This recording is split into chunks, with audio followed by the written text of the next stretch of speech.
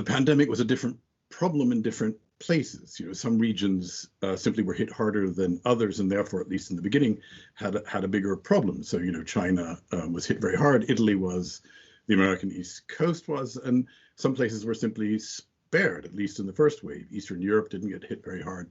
Southeast Asia didn't. The West Coast of America didn't. So there are some sort of basic, questions about just how big a problem was it in any given place.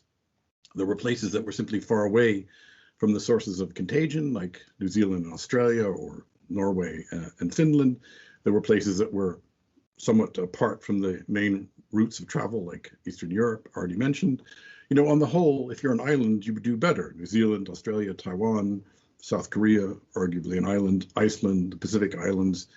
The one big exception to that, of course, is the UK, but on the whole, being an island meant that it was a smaller problem for you, at least in the beginning. So that's sort of one big background issue. Another big question that helps explain why countries took such different approaches has to do with the political leadership. Did the politicians follow the scientific advice? Well, yes and no. Some places more than others, and some places different parts of the advice. So there were some parts of the scientific advice that everyone followed. I think it's fair to say that it's a good idea to distance people from each other. Everyone seems to agree on that.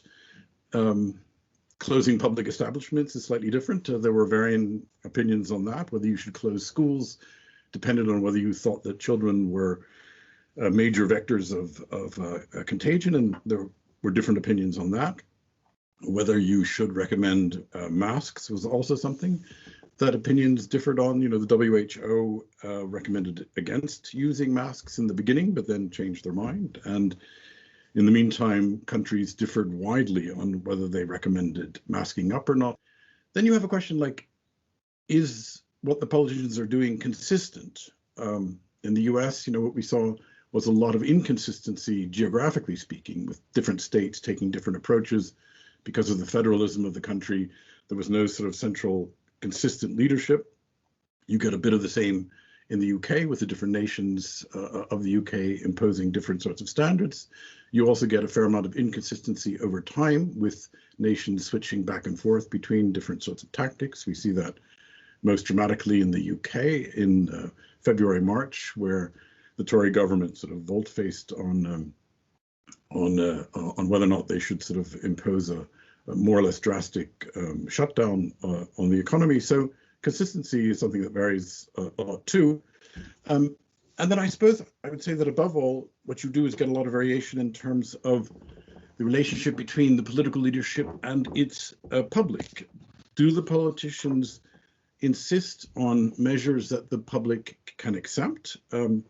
Can they count on compliance from the citizenry? In Asia, I think it's fair to say we see a lot of compliance. We see citizens who are willing to put up with what the authorities demand, even if it's quite strict at times.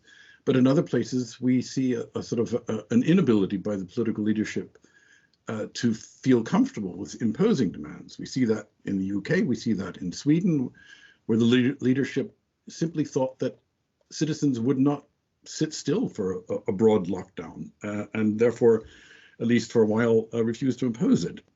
And of course, we saw that with Trump and with Bolsonaro in Brazil, where both of these leaders were very wary of imposing more hardships on their hardscrabble followers than they thought they would be able to put up with. So there's a kind of sort of constellation of broad background factors that help explain why the different approaches were so various across the globe.